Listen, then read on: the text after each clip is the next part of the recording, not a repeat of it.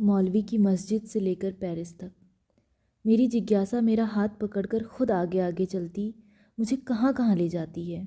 ये एक लंबा सिलसिला है, पर बात इमरोज़ की करने लगी हूँ जो हंसता हुआ मेरे साथ चल देता है। पहले एक अल्लाह वाले की बात सुना दूँ। कहते हैं कि एक दरवेश होता था, गांव से बाहर किसी पेड़ की छाया तले बैठा रहता। आते जाते लोग उसे अजमत वाला कहते और कुछ फल फूल दे जाते। फिर एक बार गांव में हाय तौबा होने लगी। किसी कुंवारी लड़की के घर में बच्चा हो गया था और घर वालों ने लड़की को मजबूर कर दिया कि बोल ये बच्चा किस नामुराद का है।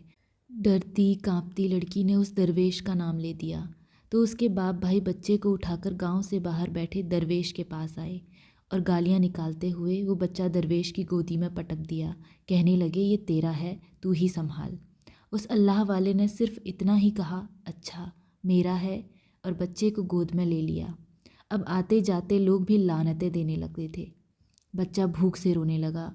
तब दरवेश ने बच्चे को उठाकर गांव का हर दरवाज़ा खटखटाया बच्चे के दूध के लिए, पर लोग उसे देखते और घर का दरवाज़ा बंद कर लेते। इस तरह दरवाजे खटखटाते हुए वो दरवाज़ा भी खटखटाया जिस घर में बच्चे की कुंवारी माँ कैद की हुई थी। बच्चे का रोना घर की दीवारों को भी पार कर रहा था। माँ ने सुना तो दरवाज़ा तोड़कर बाहर आ गई और दरवेश से बच्चा लेकर उसे दूध पिलाने लगी। साथ ही दरवेश के पैरों पर गिर पड़ी, साईं मुझे माफ़ कर दे, मैंने तेरा झूठा नाम लिया था।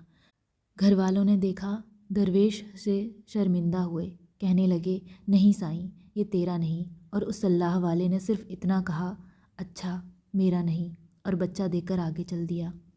पता नहीं इमरोज़ ने वो अल्लाह वालों की चिंगारी कहाँ से पाई है।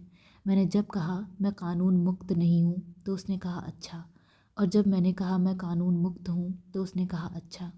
मेरी तलब ने जब कभी उसे कहा कि एक मस्जिद में एक मौलवी की अज़मत सुनी है, मैंने वहाँ जाना है, तो इमरोज़ ने कहा चल, और उसने मेरे साथ जाकर बहुत तंग गलियों में मुझे वो मस्जिद ढूंढ दी और कीचड़ वाले रास्तों से गुज़र कर उसका घर तलाश दिया। और जब कभी मैं किसी इल्म वाले मौलवी या योगी को घर में बुलाकर कोई मज़मून लिखने लगती हूँ तो इमरोज़ उनकी खातिरदारी कर देता है, पर उन लोगों से बेनियाज होकर। एक बार शहर में ज्योतिषियों की कॉन्फ्रेंस थी।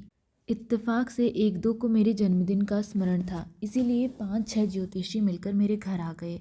चाय पी, दोपहर हो गई तो रोटी खाई, और वो सारा दिन सियासत की चालों को सितारों की चाल के साथ जोड़कर बहस करते रहे।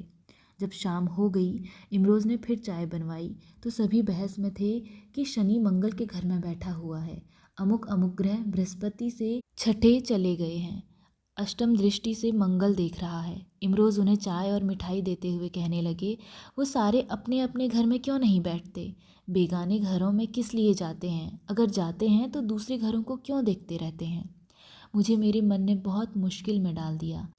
जब मैं राज्यसभा में थी तो प्रेसिडेंट के या प्राइम मिनिस्टर के डिनर में इमरोज़ का बाहर 2 घंटे गाड़ी में बैठना मुझे बड़ा नागवार गुजरता था, पर वो उसी तरह हंसकर कहता, तू मेरी रोटी गाड़ी में रख दे, मैं आराम से बाहर रोटी खाऊंगा और रजनीश पढ़ूंगा।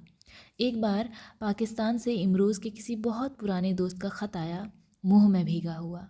इमरोज़ ने जवाब में लिखा तो ये भी लिखा कि अपने आसपास के अच्छे लोगों को मेरा सलाम कहना।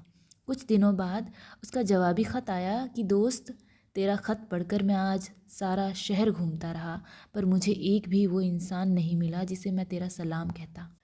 और ये इमरोज़ है जिसे जब मैं कहती हूँ आज फिर तारीख पड़ी है, अदालत जाना होगा, सारा दिन वहाँ बैठना होगा, तो इमरोज़ कहता है गाड़ी में रोटी और चाय रख लेते हैं, जब अदालत का लंच टाइम होगा हम बाहर खुली जगह में किसी पेड़ के नीचे बैठकर पिकनिक करेंगे। एक बार मुझे सरकारी टिकट पर 3 मुल्कों में जाना था। अंतिम दिन पेरिस में होने थे और मेरा मन चाहता था कि वहाँ इमरोज़ भी मेरे साथ हो। ये तो मैंने उसे मना लिया कि अमुक तारीख को वो टिकट लेकर पेरिस आ जाए, पर उसे यूरोप देखने का कोई शौक़ नहीं था। खैर वह पेरिस आ गया, मेरे दिन अच्छे हो गए। वहाँ पता लगा कि कोई फ़िल्म लगी हुई है जिसमें किसी किरदार ने कोई कपड़ा बदन पर नहीं डाला। ये एक नया सा तजुर्बा था। हम फिल्म देखने गए। कुछ देर बाद मैंने देखा इमरोज़ सोया हुआ था। मैंने हंसकर उसे जगाया तो कहने लगा, मुझे फ़िल्म दिलचस्प नहीं लग रही, चल होटल में जाकर आराम से सोते हैं। इमरोज़ एक दूधिया बादल है, चलने के लिए वो सारा आसमान भी खुद है और वो पवन भी खुद है जो उस बादल को दिशा मुक्त करती है। इमरोज़ को ये फ़िक्र नहीं कि ये दिशा किसी मौलवी की मस्जिद की ओर जाती है या पार्लियामेंट की सीढ़ियों की ओर या अदालत के रास्ते की ओर या पेरिस की गलियों की ओर। उसका वजूद एक दूधिया बादल है जो अपने शक्ति कणों से सघन होकर सारे आसमान में विचरता है।